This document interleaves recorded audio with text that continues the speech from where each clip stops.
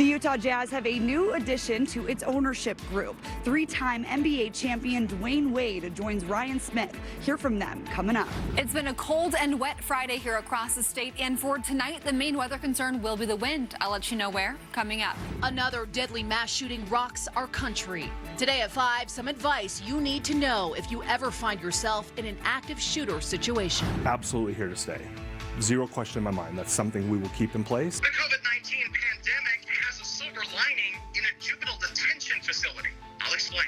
A Utah veteran stranded in Nepal. He went to bed, and then the next morning he woke up and he couldn't move.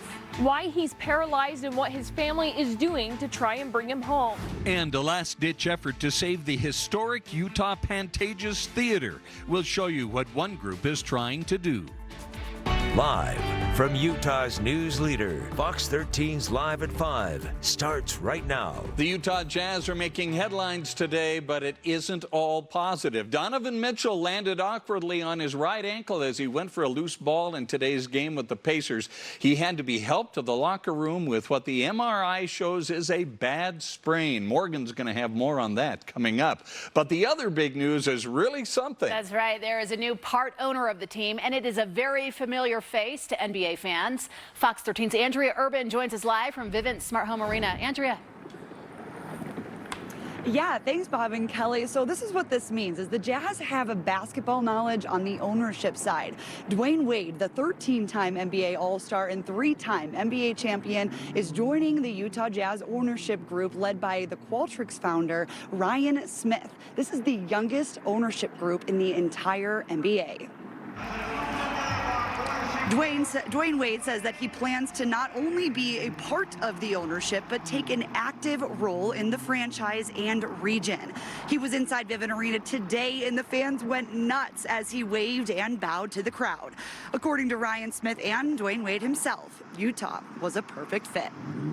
We actually started talking about the ownership piece of this right about the time when it happened. And if you think about our group with Ryan Sweeney is a legendary tech investor. We got the Millers, who have been the most amazing, one of the most steady hands in all of basketball, and Mike Cannon-Brooks in Australia. Like, we all bring a piece to this. And, you know, where I come from in my business, I always try to get people around who add something, who I want to be in business with, and we try to go for the best. This was a natural fit. At the same time as I was focusing on basketball, business was a big part of my portfolio and what I wanted to become when the game was through. And when you were able to get an opportunity to meet someone, you know, like Ryan, that has been very successful in business, that can educate you, that can teach you. Did I ever think that this would be a part of our conversations? No, I did not. But this was always a goal of mine to one day hopefully be a part of something bigger than I. Friends for years and business partners for now. And as I mentioned earlier, having a former player on the ownership staff is a big special factor for the Jazz.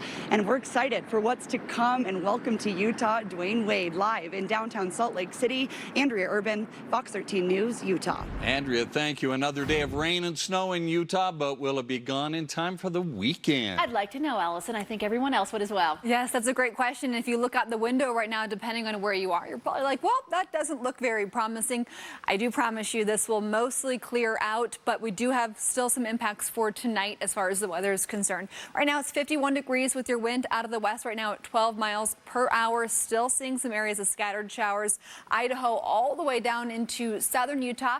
Western Utah, we've seen a few lightning strikes on and off over the last few hours, but mostly looking at just lighter rain, just more of that consistent drizzle. And then across eastern Utah, we had some thunderstorms towards Green River this time yesterday, but that has been a big improvement for today for far eastern Utah. Wind advisory has been issued, so this is new for this afternoon. If you're just now joining us, we do have wind advisory for the northern Wasatch Front for tonight from Ogden into North Salt Lake. That'll be until noon tomorrow. Right now, temperatures here across the state, most of us around 50 degrees, but we dry out this evening, then our wind ramps up. Gusty canyon winds again tonight. I'll let you know those areas where we'll see the strongest wind gusts. I'll let you know what towns coming up in the full forecast. Thanks, Allison. In national news, multiple people are dead and several others injured after a mass shooting at a FedEx facility. Police have identified the deceased gunman as a 19-year-old man who was a former employee at that facility in Indiana. 4 of the 8 victims were found outside, the other 4 inside. 5 people were injured, including 4 with gunshot wounds. Employees are not allowed to have cell phones inside the building. Family members of employees gathered at a local hotel waiting to hear what happened to their loved ones. My son, he works there. I came here and they were able to give me that he was in the other building when it happened. The FBI is assisting in the investigation, searching the home of the suspected shooter. President Biden has ordered flags to be at half-staff in memory of the Indianapolis shooting victims. Flags are lowered at the White House and all federal buildings, as well as military posts.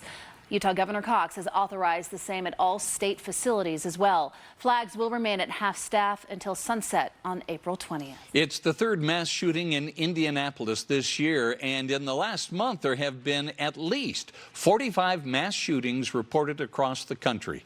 The trend started March 16th when 8 people were killed at 3 Atlanta area spas. In total, 71 people have been killed. Children and police officers are among the victims. Fox 13's Max Roth spoke in depth with former Salt Lake City Police Chief Chris Burbank about what can be done. Burbank thinks it's most important for us not to get paranoid, but there is some very simple advice for us in an active shooter situation. Run. Get out of the situation. Do not hide unless that's a last resort from you. If you hear gunfire or see actions going on over here, run in the opposite direction as fast as you can and get outside and call the police. That's exactly the advice from the Department of Homeland Security. Get away if you can, and if you can't, hide in the most secure location you can find. We also have to look and compare ourselves to other nations in the world. They don't have this problem that we have. True among advanced economies. On this chart, you are further to the right if you have a lot of guns. You're further up if you have a lot of gun deaths. And you see the U.S. compared with Europe and Canada. Burbank thinks the important work happens before the shooting. We are never going to change that outcome until we start to look ahead of that. What precipitates this, right? Access to firearms. What is it about the mental state of those individuals? Where are they coming from? The U.S. government tracks workplace violence. In 2018, nearly 21,000 American workers were injured. They show that most are women and most worked in healthcare or social service jobs. In the same year, 453 Americans were victims of homicide at work. Most of them were men, and the most common jobs were in sales or in protective services. Somehow need to be concerned with the humanity in one another, not standoffish from that. And we need to intervene. Burbank was the chief of police during the Trolley Square shootings in 2007, when 5 people were killed by a shooter who was then killed by police officers. In the newsroom, Max Roth, Fox 13 News, Utah. Vaccinating Utah, the state says 43,000 more doses have been administered since yesterday. 1.8 million COVID shots given statewide. 768,000 Utahns are now considered fully vaccinated. Doctors at Intermountain Healthcare say they are not seeing any vaccination complications in women or their unborn babies, so pregnant women should get vaccinated. Doctors also learned that pregnant women who get vaccinated share those antibodies with their unborn babies, as well as through breast milk once they're born. Finding that these COVID antibodies are reaching the baby means that if you want to be safe yourself in your pregnancy and you want to keep your baby as safe as possible with respect to COVID, get the vaccine and get it earlier. The earlier you get it in the pregnancy, the higher the levels that will get to your baby. When asked about vaccine risks while pregnant, Dr. Esplin says they're not seeing a lot nor any complications. But if there is going to be a problem, he says it'll be within the first 3 weeks after vaccination. The makers of the Pfizer and Moderna vaccines say in addition to the first and second dose, a third booster shot may also be needed within 12 months. Pfizer and Moderna are now making vaccine number 3. That leaves many wondering, when will they need it? A lot of it is just based on how fast coronavirus mutates. It was given essentially free rein on the globe for an entire year. What they're talking about now is the booster being just one shot, so it will be easier to produce and then distribute. And whether you get it this year or next, scientists say at some point you'll probably need one to keep COVID under control. Still ahead, what will it take to get Utah out of this exceptional drought? Fox 13 News gets answers. Plus, see the unique way children in Utah's juvenile justice system are being reformed. In world news, Raul Castro will no longer lead the Communist Party in Cuba. That ends the decades-long rule of the Castro family in that country. Castro says he would continue fighting to defend the Cuban Revolution and that nothing forced him to retire. Castro's replacement is expected to be picked by Monday. In the United Kingdom, Prince Philip will be laid to rest tomorrow. The late Duke of Edinburgh passed away last week at the age of 99. Buckingham Palace says Prince Harry and Prince William will not walk side by side during the procession to the church for the funeral. Prince Charles and his sister, Princess Anne, will lead the 15-member procession. Coronavirus restrictions will limit funeral attendance to just 30 people. Today, a member of the far-right Oath Keepers militia group became the first person to plead guilty to federal charges from the insurrection at the U.S. Capitol in January. John Schaefer, the guitarist of the heavy metal band Iced Earth, was accused of spraying police with bear spray. Prosecutors have charged at least 375 people in connection with that riot. Closing arguments begin Monday in the Derek Chauvin murder trial. The former Minneapolis police officer faces manslaughter as well as second and third-degree murder charges in the death of George Floyd last year. The jury will remain sequestered once deliberations begin. The judge told them they will determine how long to deliberate. How does COVID-19 complicate having a stroke? A new study has some alarming conclusions. Restaurants are facing a crisis of not enough workers, a side effect of a low unemployment rate. On Fox 13, Spencer Joseph will hear from a restaurant group that is experiencing just that straight ahead.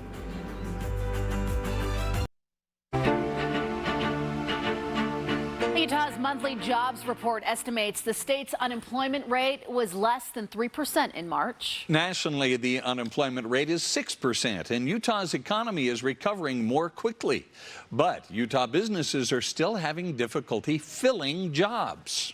That's where we really want to get that message out there, that there are opportunities. If you've been sidelined or you've been discouraged and you stop looking, now's a good time to get back going. The Department of Workforce Services also says industries bouncing back, including transportation, professional business services, and construction. However, there is one industry actually struggling right now because of Utah's low unemployment rate. Fox 13 Spencer Joseph is live at Salt Lake City with a look at how the restaurant industry is being affected. Spencer.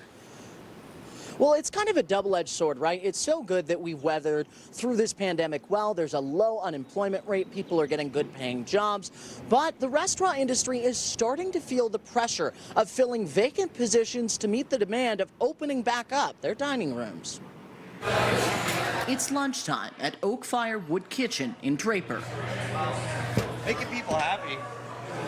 Cooking for them, seeing smiles. The dining room is full and food is being served. But out front of it all is a sign that reads, "Now hiring cooks and servers, apply within."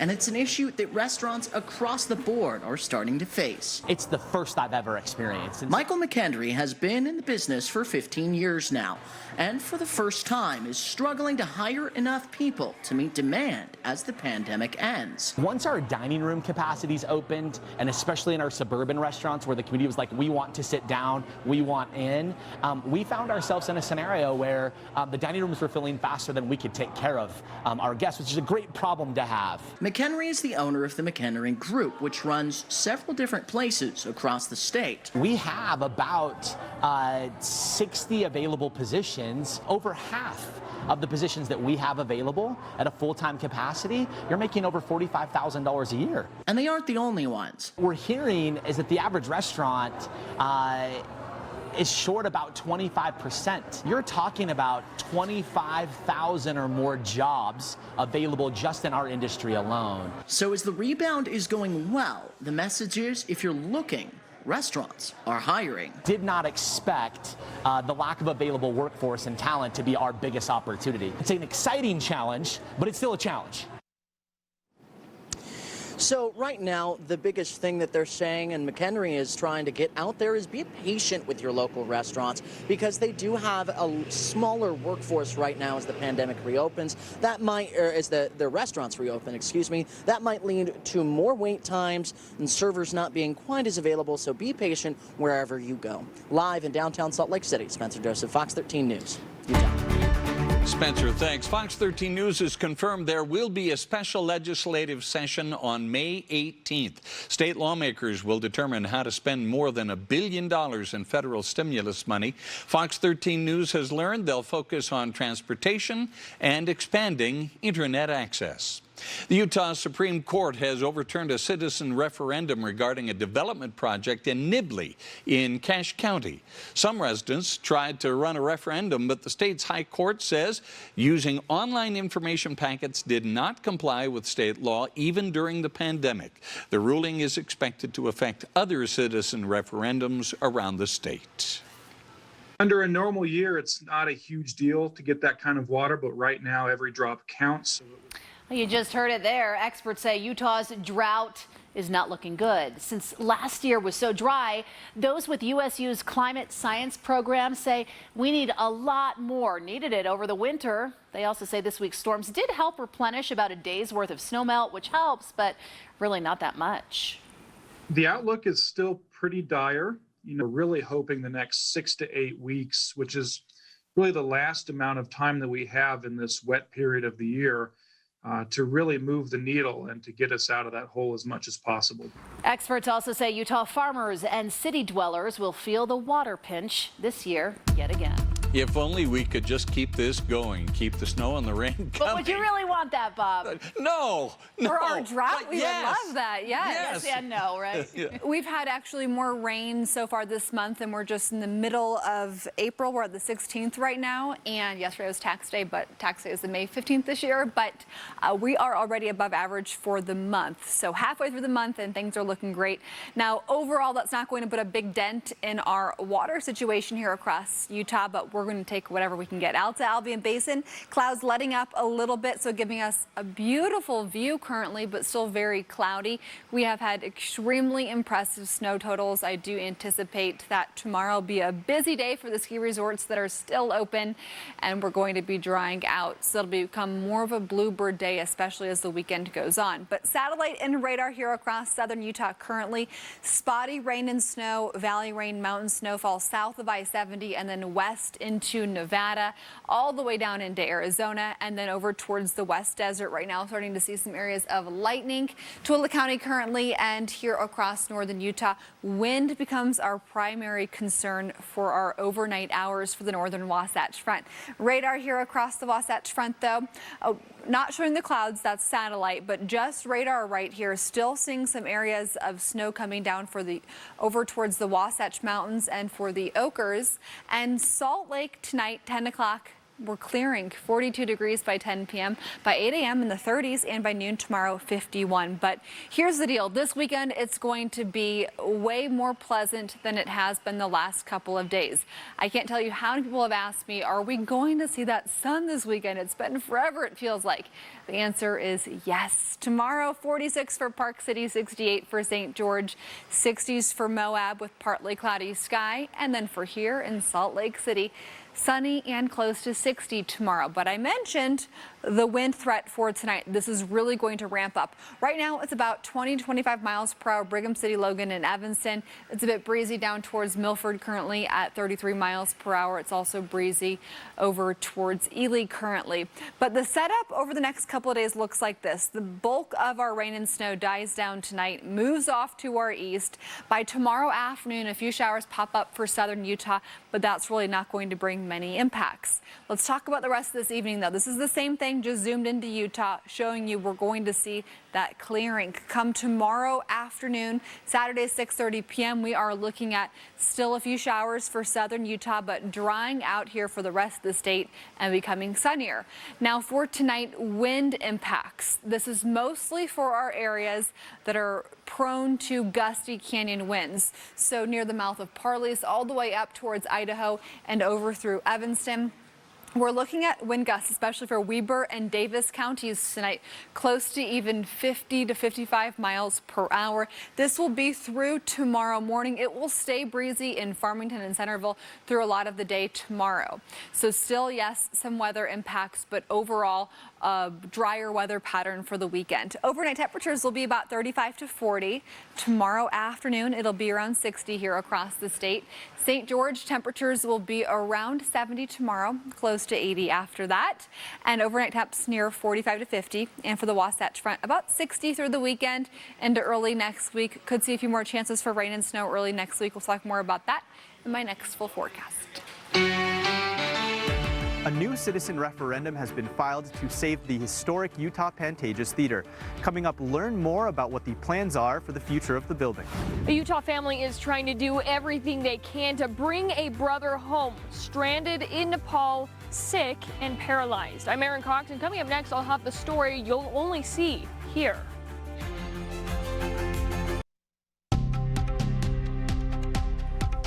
In today's Money Watch, more millennials are refinancing their home mortgages. Data shows a 14% jump in the number of people in that age group refinancing loans last November compared to the year before. Now, the increase comes as the interest rate on 30-year mortgages dropped to just under 3%, which marks an 8-month downward trend.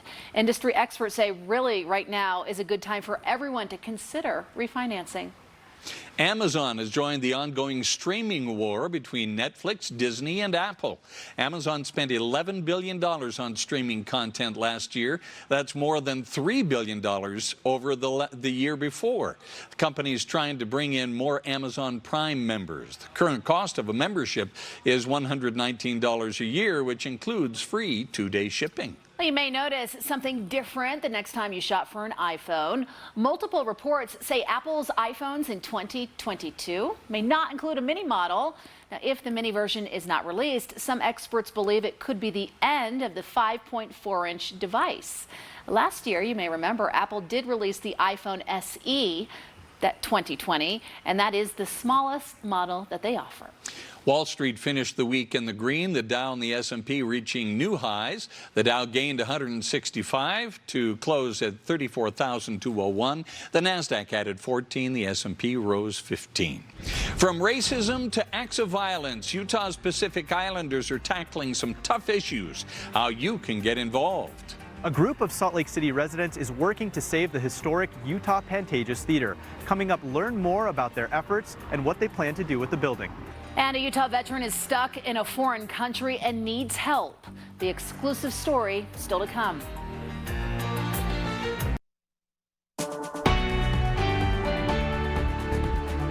New at 5:30, some Salt Lake City residents are trying to save the Pantages Theater from demolition. They've proposed a citizens initiative. Their first proposal was approved by the city, but the group did not gather enough signatures by yesterday's deadline.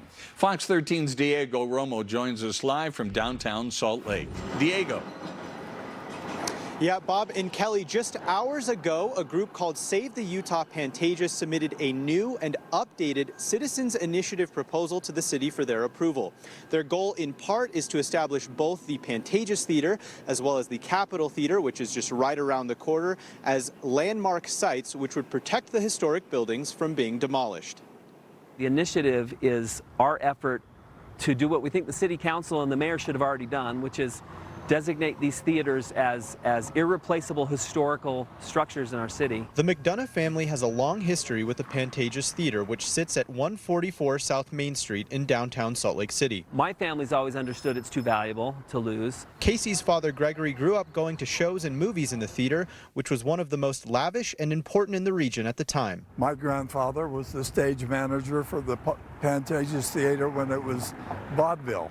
I used to go to this theater, and it is absolutely gorgeous. In fact, when they redid the Capitol, I thought they're redoing the wrong theater. Long past its days of glory, the Pantages Theater has been vacant for years. It's owned by the Salt Lake City Redevelopment Agency, who recently announced its sale to developers who plan to build mixed-use housing and retail spaces. We had always been under the impression the city was continuing their efforts to save the theater. It's even written into the master plan to find a way to save the theater. Well, I'm more than a little annoyed that the city did not keep their promise to the man they bought this from when they said that they would buy it and restore it. Save the Utah Pantages submitted a citizens initiative proposal in March, which was approved by the city. They have now resubmitted the proposal, adding a historical downtown theater district designation. Once the Pantages is restored and the Capitol Theater is right there, we'll really have an incredible arts and cultural hub right here, like, you know, in the vein of like New York or California and stuff with their theater districts. Their renderings show the site updated with extra theater and retail space, as well as a proposed affordable housing section on the top floor. It's one of the oldest and the most expensive of all the Pantages theaters, so like there's really no other theaters like this in the whole country. Like it's just incredibly rare and just a treasure. Like it's really irreplaceable. The Salt Lake City Redevelopment Agency is currently under contract to sell the theater, and it's not clear at this time how the proposed initiative will impact that sale. Now, I did reach out to the Salt Lake City Recorder's office for more information, but I have not yet heard back. Save the Utah Pantages' full proposal can be found at fox13now.com. Live in downtown Salt Lake City, Diego Romo, Fox 13 News, Utah. Diego, thank you. Save the Utah Pantages needs roughly 8,000 signatures by April of next year to make the ballot. The group plans to gather double that number and is confident they can do it. A historic building in Poplar Grove will eventually reopen as an art castle. Built in 1900, the iconic 15th Ward Chapel has been a prestigious recording studio for the last 4 decades. Really cool building. Now the Utah Arts Alliance is trying to buy the building and turn it into an art castle, complete with a sculpture garden, immersive art experience, and outdoor amphitheater. I mean, this is a very unique space in our state, and it's very important that we save something so incredibly beautiful, but also incredibly impactful. There's the art that's been created here that's gone worldwide, and this is an important part of our history and our home. Sure is. The group is excited to bring more art to Utah and is raising money to get the project going. New at 5:30, a man is now in police custody after barricading himself inside a house this afternoon. Salt Lake police say he was wanted from an incident separate from today. Police also say they were tipped off about him being in the neighborhood off Navajo Street, but they do not know who called them at this point. After the standoff started, it took about 90 minutes for the suspect to leave the house. Our goal when we bring our SWAT team out and our negotiators out is to always bring these situations to a peaceful resolution rather than having to use some sort of force. Police also say they did not have to evacuate the neighborhood. They are investigating who called them to tip off the suspect's whereabouts. In the fight against COVID-19, the state of Utah is reporting 463 new COVID cases today. 2 more Utahns have died from the virus. Our current positivity rate is 7.6%. A new study by the University of Utah shows the negative impacts that COVID-19 can have on stroke patients. Data gathered from thousands of patients showed that those experiencing a stroke and COVID-19 are more than 2 times more likely to die when compared to those only experiencing a stroke. Researchers say COVID-19 weakens the body and makes it more difficult for stroke patients to recover. They frequently need to be intubated. They can be in the throes of severe infection. Those COVID-related symptoms may mask the stroke symptoms. Researchers say if someone is experiencing a severe and sudden headache, face droopiness, or slurred speech, getting them to the hospital immediately is essential to their recovery. Utah's Pacific Islanders gathered at a conference today to tackle some really tough topics. With the increase in hate crimes and violence against Asian Americans and Pacific Islanders all across the country, community advocates met virtually at the annual Violence Prevention Conference. A panelist touched on family violence, historical trauma, and racism, as well as oppression. Researchers also discussed Pacific Islanders classified with Asian Americans and the challenges of being, quote, erased. is that when our data is combined with Asian Americans, we become invisible in the health world. And it's because our population is so much smaller. And we can't address our unique health needs on a large scale if we're unaware of what they are. There is still time to register for tomorrow's virtual sessions. Go to fox13now.com for more information.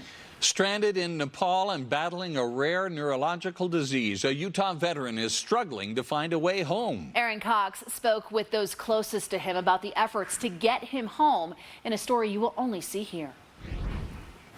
And that's just a picture of him getting his good old handshake from one of his scoutmasters. From his time as a scout to his time in the military, Randy Nelson's brother has always been one to serve. He would give you the shirt off his back. 18 months ago, William Fackrell decided to try a new uniform, traveling from Utah to Nepal to study Buddhism. The conditions there are definitely different from here. Randy uses social media to keep in contact with William until just a few days ago.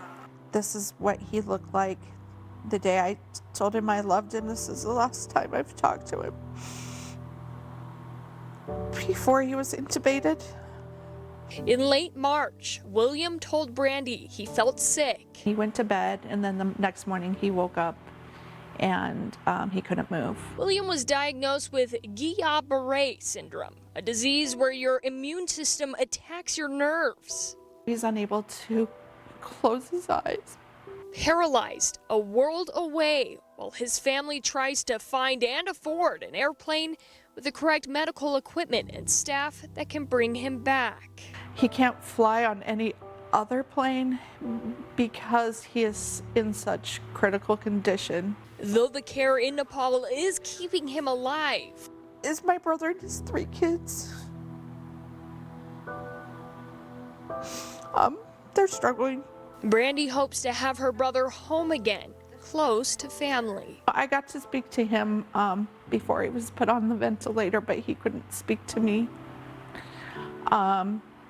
to tell him that we wanted him home, and he shook his head yes. Wanting to help the brother who always put others first. It was enough, you know, to be able to just see him and say I love you. Randy has reached out to our senators asking for help to bring her brother home. Recovery for GBS and physical therapy afterwards can take anywhere from 1 to 3 years. In Salt Lake City, Aaron Cox, Fox 13 News, Utah. There is a GoFundMe page set up for William and his family. Find a link at fox13now.com. Bob, the Mayo Clinic says Guillain-Barre Syndrome affects fewer than 20,000 Americans per year. Now, the exact cause is still unknown, and there is no known cure.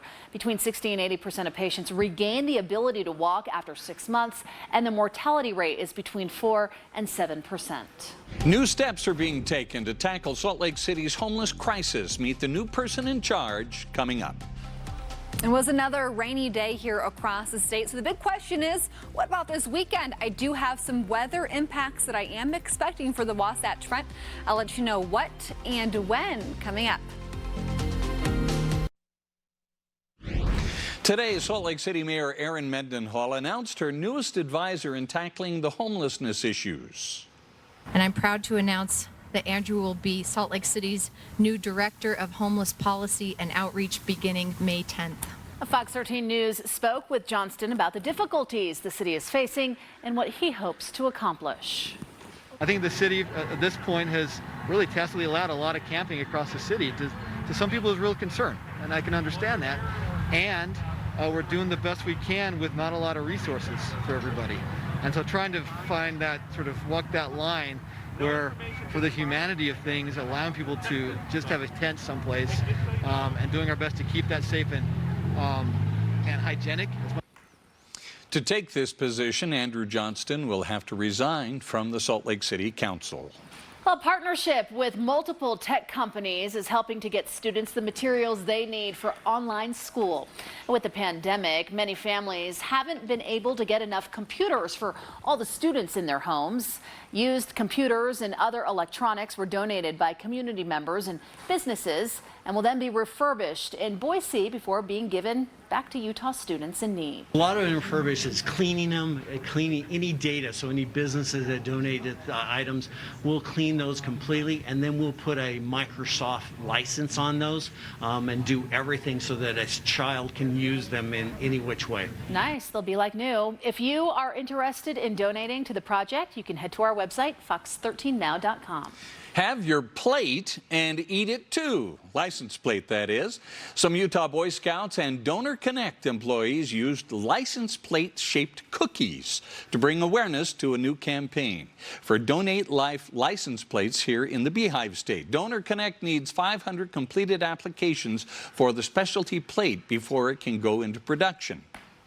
Most importantly, I think it's the fact that on display on the roads of Utah is a person's support of organ donation, organ, eye, and tissue donation, which helps people that are in need.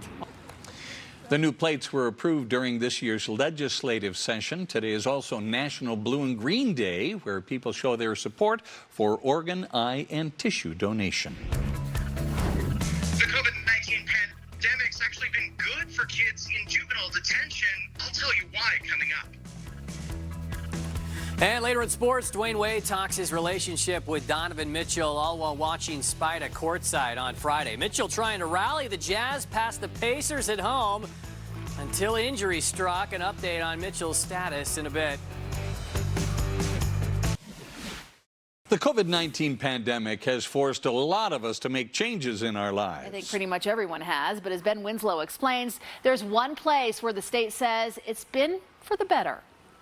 One of the silver linings of the pandemic has been in a juvenile detention facility where access to technology has improved therapy and visitation. Heavy moments, like decisions having to be made. One of those was saying we're not going to be able to have visitors in the heart of the pandemic. So that was tough. When the COVID-19 pandemic hit, Utah's juvenile justice system had to pivot. So they started using technology. We haven't thought about using them in these settings, but it's as simple as FaceTime. There are about 150 youth incarcerated in detention facilities across the state. To visit them, people often have to drive long distances. What the state has now found is using technology has led to increased visitation with family and therapists and more positive outcomes for incarcerated youth. The virtual visits, absolutely here to stay. Zero question in my mind. That's something we will keep in place because there's some families and there's some youth who've had more interaction with their family members during COVID than they did before. We would not have been able to see him at all. We can Zoom with him 3 times a week. Jan lives in St. George, but she's able to see her 18-year-old grandson who's in a detention facility at least 3 times a week. I'm about 40 minutes away and his mother's in California. She says it's been helpful for everyone to participate in therapy and keep in touch. Gives me the opportunity to see him and feel how he is and the reassurance that he is being taken care of well and that he's making progress. The state got $1 million grant to expand internet access in juvenile facilities. They also bought more tablets and interactive devices. Staffers monitor the children's use of them, and the state is actively tracking data to see if it is, in fact, leading to positive outcomes. We have no trend that's showing any of those kind of more problematic behaviors that frankly, I thought we were going to experience because we're like, we're going to have these kids more and more cut off from their community. Another interesting aspect to this, Utah's juvenile justice system has been able to hire more therapists to work with youth. They're in rural Utah and able to telework. Ben Winslow, Fox 13 News, Utah. Technology, technology, technology. Allison uses a lot of it. Yes. Been busy over there, Allison. More than her fair share. Oh my Preparing goodness. for the weekend. A lot of people want to know if we're going to dry out. Yes, I have good news and I have bad news. The good news is yes, we will be drying out for most of you for majority of this weekend. Yes, still tonight, some lingering showers. Right now here across northern Utah, we do have scattered rain and snow for the higher terrain, but really not causing many travel impacts. Tonight, though, I do have some weather impacts for the northern part of the Wasatch Front. Getting to that in just a second, but right now let's talk about that rain and snow all the way, mostly just west of Lake Powell into Nevada, and we're looking at just more moderate areas of rain and some moderate snowfall. But for tonight, our primary weather concern becomes a wind advisory that launches in a couple of hours and is in effect until noon tomorrow. This is for Ogden all the way down into North Salt Lake. We're going to have gusty canyon winds, even breezy over towards Antelope Island. So gusty canyon winds tonight, the areas of yellow that you're seeing, that's wind about 30 to 40 miles per hour. Then the areas of orange that you're seeing, so mostly for Weber and Davis counties, those are wind gusts around 45 to 55 miles per hour. So we look at these wind gusts this evening. This will be at about midnight tonight. Strongest winds definitely will be Weber and Davis counties. Big difference, Wasatch back, Salt Lake, because of this setup as that comes down the canyons. We're looking at pretty light wind for Tooele, Salt Lake, Heber, and Park City. But just north of us, it's going to be very gusty overnight, so could see some travel impacts, especially Legacy Parkway, US 89 as we look over towards I-15 through Weber Davis counties tomorrow morning. Just keep that in mind. It could become difficult for high-profile vehicles, and if any restrictions come down, make sure you are obeying those. So future wind gusts will be calming down tomorrow afternoon. Right now here across the state, it's about 40 to 50 degrees. It's pretty breezy for some areas, just pockets of wind. Price, Logan, Milford, Ely, and Elko currently. But we look at the forecast for tonight. We'll keep a few showers around through that sunset this evening, then we dry out. Tomorrow afternoon, could see some pop-up showers for the mountains of southern Utah. That's where it's the most likely. And then we're going to have another quick storm that grazes by, bulk of that energy and precipitation off to our east, but we'll be on that tail end over here. And by Monday afternoon, we could see some more valley rain and mountain snowfall. Additional snowfall from here on out, just a few inches of snow possible for the spine of Utah. Now let's talk about our overnight temperatures. It'll be around 30 to 40 degrees. Highs tomorrow will be about 50 to 60 here across the state. And if you're planning on doing any camping this weekend, our dark sky forecast with the Clark Planetarium brings us to very cool temperatures and more clouds than you would probably prefer for camping and also for stargazing. So looking across all of the state, Canyonlands, temperatures around freezing. Antelope Island, one of the warmer camping spots this weekend. That's where you have your best shot actually for stargazing this weekend. Goosenecks down towards Mexican Hat, it'll be in the upper 30s, and then for Rockport, very chilly at about 20 to 25 degrees overnight with mostly clear sky.